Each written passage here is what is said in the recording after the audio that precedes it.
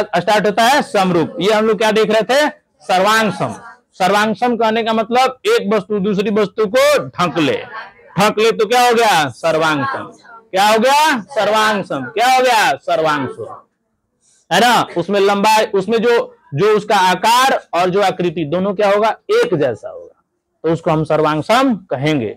लेकिन अब यहाँ पर असली बात समझिए, सर्वांगसम कहने का मतलब हुआ त्रिभुजों का सर्वांगसम या वृत्तों का सर्वांगसम या आयत का सर्वांगसम या वर्ग का सर्वांगसम। वर्ग का सर्वांगसम, दो वर्ग को ले लीजिए तो भुजाओं का अनुपात एक होना चाहिए। आयत ले लीजिए तो लंबाई और चौड़ाई का, लंबाई का अनुपात और चौड़ाई का अनुपात एक होना चाहिए। त्रिज्या, वृत्त को ले लीजिए दो वृत्तों में तो दोनों के त्रिज्या का अनुपात एक होना चाहिए। सिर्फ कितना होना चाहिए, एक, है ना। एक कहने का मतलब बराबर, एक कहने का मतलब बराबर, अनुपात कितना होना चाहिए, एक होना चाहिए। गलती से यदि अनुपात एक से बड़ा हो गया और चाहे एक से छोटा हो गया तो फिर ये सर्वांगसम नहीं होगा, फिर ये सर्वांगसम नहीं होगा। अब यहां पर स्केलिंग हो गया। क्या हो गया, स्केलिंग हो गया। जैसे मान लीजिए कि आप लोग जब क्या करते हो, जब आप ग्राफ पर चित्र बनाते हो ना, ग्राफ पर जब आप चित्र बनाते हो, चाहे मैप पर देखते हो ना, तो ऊपर मैप में देखोगे ना तो ऊपर लिख दिया जाता है 1 सेंटीमीटर बराबर 5 किलोमीटर, चाहे 1000 किलोमीटर, ऐसे लिख दिया जाता है। यानी ग्राफ, अब मान लो इतना भारत इतना बड़ा है लेकिन उसको नक्शे पर दिखा दिया जाता है कि नहीं। लेकिन उसमें जो दूरी मापते हैं उसका एक छोटा स्केल, चाहे अमीन लोग होते हैं ना, जब जमीन मापते हैं तो उनका जो नक्शा होता है ना उस पर वो फिक्स लेंथ होता है ना, कि इतना जो है इतना फीट के बराबर होगा। इसको स्केलिंग बोलते हैं। क्या बोलते हैं, स्केलिंग। ऐसा थोड़ी है अभी भोरे को जो है एकदम जो इतना बड़ा है उतना नक्शा पर उतार देंगे, नहीं ना। उसका एक स्केलिंग किया जाता है, छोटा करके, और उसको जो है हम बाद में जो है कल्पना कर लेते हैं। जैसे 1 किलोमीटर लंबाई है तो उसको मान लिया जाएगा कि यह 5 सेंटीमीटर के बराबर है। 5 सेंटीमीटर मापेंगे तो 1 किलोमीटर के बराबर होगा। 10 सेंटीमीटर मापेंगे तो 2 किलोमीटर के बराबर होगा, है ना। लेकिन वही 1 किलोमीटर नक्शा पे दिखा सकते हैं, नहीं दिखा सकते। दिखाएंगे तो सर्वांगसम हो जाएगा। तो सर्वांगसम न दिखा करके उसका हम क्या दिखा देते हैं, स्केलिंग करके दिखा देते हैं, है ना। यदि स्केलिंग 1 के इक्वल हो गया तो सर्वांगसम, स्केलिंग 1 से बड़ा और छोटा हो गया तो उसे क्या कहते हैं, समरूप कहते हैं। बस यही बात जानना है ना। एक बार एक मेरे दोस्त ने पूछा कि क्या, कि सर, है ना, ये देखिए एक ए है, हाँ पढ़ाते थे तो सर ना कहेगा है कि नहीं।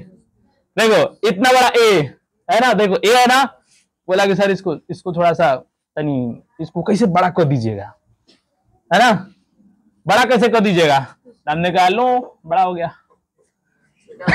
बड़ा हो गया,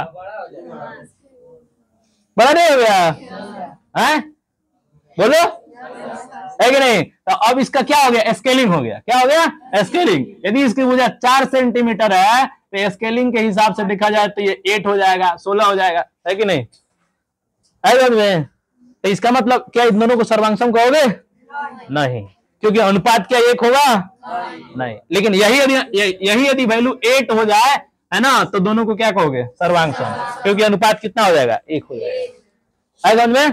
तो दो आकृतियां समरूप कब होंगी, है ना। तो समरूप होने का मतलब ये होता है, एक चीज याद रखो, ये जितने सर्वांगसम है ना, ये जितने सर्वांगसम है सब क्या है, समरूप है। सब क्या है, समरूप है। सब क्या है, समरूप है। में सब क्या है, समरूप है। हर सर्वांगसम अपने आप में क्या होता है, समरूप होता है ना। लेकिन सभी समरूप आकृतियां सर्वांगसम नहीं हो सकती, सभी समरूप आकृतियां सर्वांगसम नहीं हो सकती। अब देखो समरूप में क्या होता है, जैसे मान लीजिए सर्वांगसम है तब तो एक दूसरे पर अध्यारोपित हो जाएगा, है ना। असर्वांगसम है तो उसी के जैसा होगा, और उसी के जैसा होगा तो फिर ये क्या होगा, है, एक दूसरे को क्या कर लेगा, ढक लेगा, है कि नहीं। लेकिन यदि देखने में समरूप लग रहा है ना, बाप को लड़का को ले लो, है कि नहीं, माना बाप बड़ा और लड़का छोटा, चेहरा एक जैसा है लेकिन समरूप है। सर्वांगसम थोड़ी है। लेकिन जिस दिन बड़ा हो जाएगा उस दिन समरूप हो जाएगा, नहीं, बड़े हो जाएंगे बाबूजी, है कि नहीं, बाल पक जाएगा अब ध्यान से देखो यहाँ पर। तो कहने का मतलब क्या है कि जब दो चीजें जब समरूप हो गई, सर्वांगसम नहीं होगी ना, तो एक दूसरे पर रखो तो घुस जाएगा उसी में, है कि नहीं, क्या होगा, घुस जाएगा, है ना। जब बर्तन की दुकान पे जाना ना, एक जैसे डबुआ होगा लेकिन बड़ा छोटा होगा, है कि नहीं। और दुकानदार क्या करता है, बड़का में छोटका ओकरा छोटका फिर ओकरा से ओकरा छोटका फिर ओकरा से ऐसे रखता है कि नहीं रखता है? सब सब डब्बू एक जैसन मैंने दिखेगा, है ना, ऐसे एक जैसन देखने में लगेगा, लेकिन सब क्या होगा, बड़ा छोटा होगा। इसका मतलब उसका स्केलिंग डिफरेंट है, स्केलिंग डिफरेंट, देखने में तो एक जैसा लग रहा है ना, स्केलिंग क्या है, डिफरेंट है, तो सब समरूप होगा, सर्वांग थोड़ी होगा, नहीं। लेकिन दो डब्बू एक जैसा खरीद लीजिए, एकदम आकार में बड़ा प्लस आकृति में बड़ा, तो दोनों क्या होंगे, सर्वांग सम। दोनों क्या होंगे, सर्वांग सम, है कि नहीं? दोनों क्या होंगे, सर्वांग सम। ठीक है, दो लोगों में बांटना हो आराम से दे दो, लेकिन दो समरूप खरीद लो, बड़का नहीं लेते रहा, छोटका हम रख देते रहा, है कि नहीं? तो समरूप कहने का मतलब क्या हुआ, समरूप, हर समरूप आकृति सर्वांग सम नहीं हो सकते, है ना। तो इसमें स्केलिंग को देखा जाता है, किसको देखा जाता है, स्केलिंग। स्केलिंग कहने का मतलब क्या हुआ कि इसके भुजाओं के अनुपात को देखा जाता है, भुजाओं के अनुपात को देखा जाता है। यदि वर्ग के भुजा का अनुपात एक से बड़ा है चाहे एक से छोटा है, तो दोनों वर्ग समरूप होंगे, है ना। यदि आयत की लंबाई और चौड़ाई का अनुपात एक से ज्यादा है चाहे एक से कम है, तो दोनों आयत क्या होंगे, समरूप होंगे, सर्वांग सम ना कहेंगे, क्या कहेंगे, समरूप कहेंगे, है ना। दो वृत्त हैं जिनके त्रिज्याओं का अनुपात एक से ज्यादा हो और एक से कम हो, एक से कम हो, तो उसे क्या कहेंगे, समरूप कहेंगे, है कि नहीं? क्या कहेंगे, उसे समरूप कहेंगे।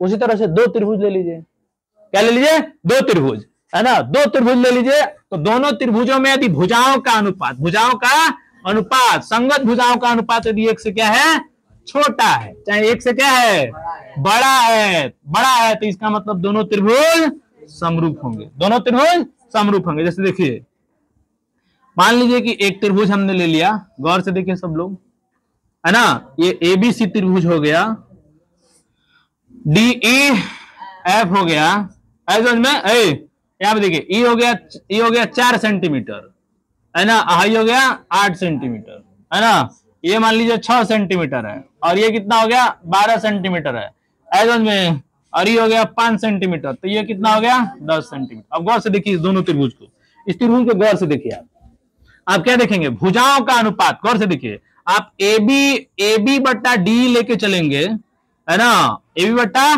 डी लेके चलेंगे, चाहे BC बट्टा PF लेके चलेंगे, है ना, चाहे AC बट्टा क्या लेके चलेंगे, DF, AC बट्टा DF आप निकालेंगे तो ये बोलो 4 बट्टा 8 होगा, ये बोलो कितना होगा, 6 बट्टा 12, ये बोलो कितना होगा, 10 बट्टा 5 बट्टा 10 होगा, है ना। आप सबको कटाओगे ना तो 1 बट्टा 2 मिलेगा, बोलो मिलेगा कि नहीं मिलेगा?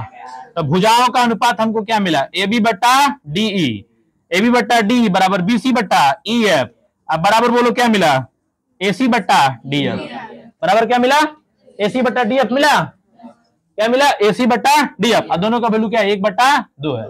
देखो एक से कम है कि नहीं है, एक से कम है ना। यदि इसी को उलाट दो तुम, D बट्टा क्या होगा, AB, और इसी को उलाट दो तो EF बट्टा क्या होगा, BC, इसी को उलाट दो तो DF बट्टा क्या होगा, AC। अब बोलो ये 2 के बराबर होगा कि नहीं होगा? अब बोलो 1 से क्या है, बड़ा है ना। तो अब बताओ इन दोनों त्रिभुजों को क्या कहोगे, सर्वांग सम कहोगे? नहीं कहेंगे, क्या कहेंगे, समरूप कहेंगे। त्रिभुज ABC, त्रिभुज ABC, गौर से देखिए समरूप है त्रिभुज DEF के। अब देखो कहेंगे कि एक के जैसा देखने में लग रहा है ना, लेकिन उसके भुजाएं बराबर नहीं है, इसलिए बराबर हटा देंगे। अब बराबर हट गया तो बोलो क्या दिख गया, समरूप। तो बराबर जब हटा देंगे ना सर्वांग सम में तो बोलो क्या बन जाएगा, समरूप बन जाएगा। आए समझ में? तो भुजाओं का अनुपात यदि एक से छोटा हो जाए और एक से बड़ा हो जाए तो इसका मतलब ये दोनों त्रिभुज क्या होंगे, समरूप होंगे। बात समझ आ रहा है? ये दोनों त्रिभुज क्या होंगे, समरूप होंगे। आए समझ में? यदि दो वृत्तों को ले लो, एक वृत्त ये और एक वृत्त ये, गौर से देखो, है ना। इसकी त्रिज्या R1 हो गई 4 सेंटीमीटर और इसकी त्रिज्या R2 हो गई बोलो 2 सेंटीमीटर। कितना सेंटीमीटर, 2 सेंटीमीटर। तो R1/R2 निकाल के देख लो, बोलो क्या मिलेगा, 4/2 मिलेगा। बोलो 2 होगा, 1 से बड़ा है कि नहीं है, बोलो बड़ा है ना। तो बड़ा हो गया तो इसको क्या कहोगे, समरूप कहोगे। क्या कहोगे, समरूप कहोगे। लेकिन यही यदि R1 और R2 को यदि अनुपात 1 हो जाए तब दोनों वृत्तों को क्या कहोगे, सर्वांग सम। तो हम यहाँ पे क्या देखते हैं, भुजाओं का अनुपात। क्या देखते हैं, भुजा, यानी पहला स्टेज हम यही देखेंगे, भुजाओं का अनुपात। यदि 1 हो गया, क्या हो गया, 1 हो गया तो सर्वांग सम, 1 से बड़ा या छोटा हो गया तो समरूप हो गया। 1 से बड़ा हो गया छोटा हो गया तो क्या कहेंगे, उसको समरूप कहेंगे। बात समझ आ रहा है? हल्ला नहीं करो, मान लीजिए कि दो वर्ग को लेना है हमको, किसको? दो वर्ग को। देखो एक का वर्ग का भुजा कितना सेंटीमीटर? 4, और एक का वर्ग का भुजा 2 सेंटीमीटर। तो ये हो गया A1 और ये हो गया A2। तो बोलो A1 बाई A2 का वैल्यू कितना मिलेगा?